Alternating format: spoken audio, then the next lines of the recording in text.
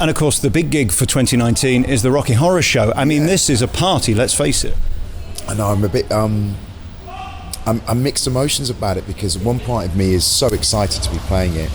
And I'm also nervous about what to expect, because everybody says to me, the audiences give you so much. You've got to be prepared for everything they're going to throw back at you. And of course, if you're not used to that, I guess the first few times it happens, it can be quite throwing.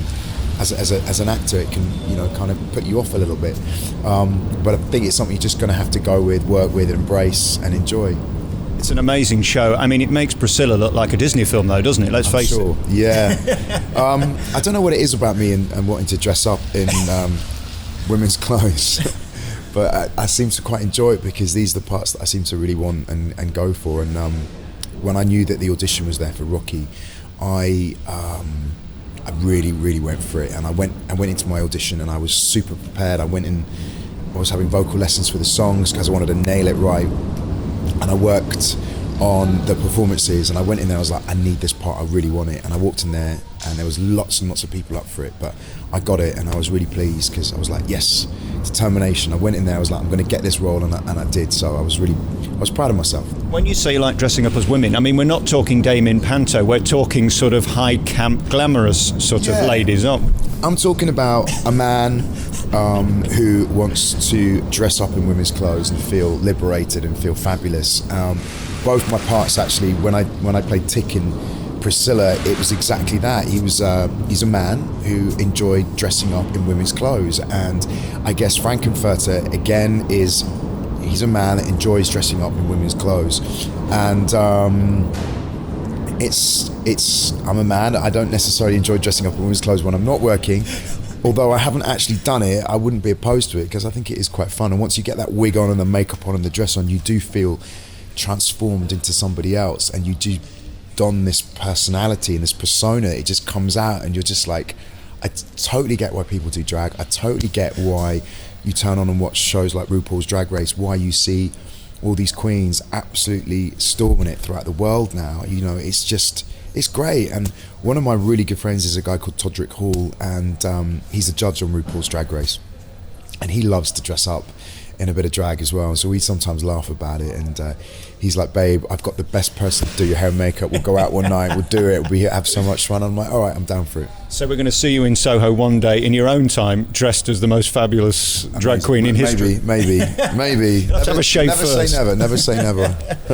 And again, this show is so fun. It's a party. People are excited about it as well. It's very rare there's a show launches and tickets fly off the shelf because people are excited. Again, there's a pressure you've got to deliver. Yeah. Is that exciting to you? It is. I think it's always exciting for a performer to be able to go out with that anticipation and have that adrenaline that you get back from the audience. And I think that is something that drives all of us as performers. It's that adrenaline, that fear, that excitement, all those emotions. It's something that makes us want to put on these outfits, these costumes, and get out in front on that stage in front of people. And sometimes you're petrified before you do, and it's just like, oh my God, why am I doing this? I can't believe I'm doing this. And you walk out and you get the reaction that you get, and you're like, this is why I'm doing it. And this is why we love performing. This is why we do what we do, because it's just something that we love. And you have to do things in life that you love. Other than a giraffe in The Lion King, what's your other dream role? One of my favourite musicals was always, growing up as a kid, was Miss Saigon. I saw it when I was about 13 in London's West End, and I was just blown away by it as a musical. The helicopter that came down, and I was just like, wow. And I think one of the most exciting roles in that was the engineer. I mean, that would be a dream role.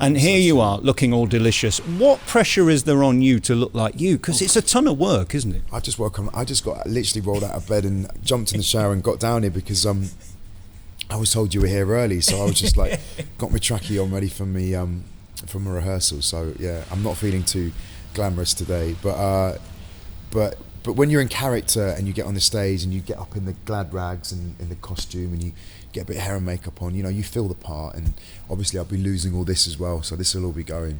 But yeah, I mean, I like to take care of myself. I like to go and have regular facials and stuff, and I'm always posting videos of me having, this treatment and that treatment. It's like I'm a celebrity all over again. Yeah. But I think it's important to look after yourself, you know, and I think we only get one body, we only get one life. We've got to make the most of it and enjoy and not feel ashamed to be, especially for men, to go out and have a pamper, go and have a facial. You know, why not? I think we're becoming a lot more metrosexual in our approach now, coming into, you know, 2019 we're coming into, and I think men especially now are taking more time to care of themselves, which is great. I mean, I remember back in the day when I first started with Blue, the first ever makeup artist we had, she said to me, make sure you guys moisturize every day. And I remember thinking, moisturize? Isn't that's what my mum does? I don't need to moisturize. She was, no, you've got to moisturize every day. And she told me that when I was 21. And ever since then, I've like, okay, well, I moisturize every day. And I used to feel a bit embarrassed to go into a shop and ask for moisturizer for myself. Is it for yourself? It's like, yeah. And I used to feel a bit embarrassed. Like, am I feeling wrong to be able to do that? But no, I think now, you know, I go into Mac and I'm like, oh, well, I need this makeup, bit of that. Is it for you, sir? Yes, it is for me. Stand proud. Yeah. I wonder where you're at in your life. I mean, as you go into your 40s, it seems like you're in an amazing place. You're relevant, you're current, you're in work, you're successful, and most importantly, you're credible. You can't buy that. I think, you know, I feel very blessed to be able to have still been working as much as I have done in this industry. I know lots of people and other bands that I've worked with over the years haven't had the same fortune, and a lot of people have said to me, oh, why do you get booked in West End still? Why do you go off and do that? How do you do that? Why can't I do it? And I'm like, well, I don't know the answer to that, but I just know that I'm very lucky, and I know that I've managed to always secure jobs and keep on working, to the point where I sometimes think I need a break, but then I think no, I can't, because I want to keep working. I want to keep. I'm one of these people that has to be doing something. I can't just sit at home because I start to go stir crazy. And I think a lot of it is being an only child. For me, it's given me that drive and that focus to always want to go out and better myself and keep working. And I support my mom, I support my daughter, and I want to make sure that the people that I love and care about are looked after and supported. And, you know, I don't have a dad, I don't have anybody to look after, support me. So I have to make sure I look after and support myself and my family, because I've got no one else to do it in my life. So I'm very, very much one of these people that believes in going out there and just working hard. And are you well? Because there was a period where you had to come out of the business for a bit, the back and all of that stuff. It really set you back. Yeah, I think I just overdid it a little bit. I was doing a musical called Priscilla, Queen of the Desert, and those damn heels kind of triggered off an issue that I had in my lumbar spine, which I knew about and I ignored. And it's that old saying of, don't ignore your body, because your body is telling you things for a reason. And I ignored my body and carried on with the show, because the show must go on. And I woke up one morning and I couldn't walk, and then I was rushed into emergency surgery, and which followed 3 weeks later by another emergency surgery, because the first surgery had gone wrong. And it was a really horrible time, and it was really scary, because it makes you look at your own mortality, and it makes you question, actually, you know, I'm not immortal and you only have your health, and if that goes, it's really scary. So yeah, I did have a moment of being really frightened, but then Hollyoaks was knocking at my door, and I literally within 2 weeks of being out of hospital, I said, right, I'll do it. And I shouldn't have done it again. I should have rested more. But you know what? I hobbled through with my walking stick for the first 3 months of filming, and we got by, and it was the best experience for me. I learned so much there.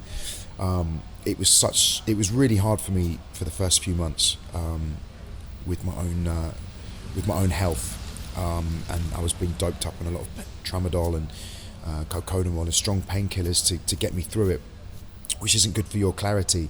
So, you know, I don't know how I did it, but I did. Didn't know if you were in Hollyoaks or EastEnders, did you? I didn't know where I was, and but I got through it, and I had a great time. Met some really amazing people, and I learnt a lot. And the experience that I got there was priceless.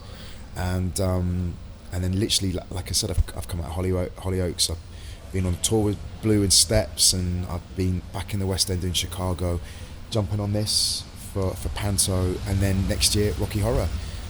Which I'm really excited about because I'm going to be back in heels, but my back's better now. I wear orthotics in my shoes, which are correcting my spine and my issues, so that's good. And I'm going to go back into the heels again and play Frank-N-Furter. Duncan James, you're one of the most talented people I've ever met in the business. You're brilliant to watch on stage. Congratulations on Jack and the Beanstalk. It's here at the Derby Arena through Christmas. 4-week run. Nice to see you. Thank you very much. Nice to see you. Thank you.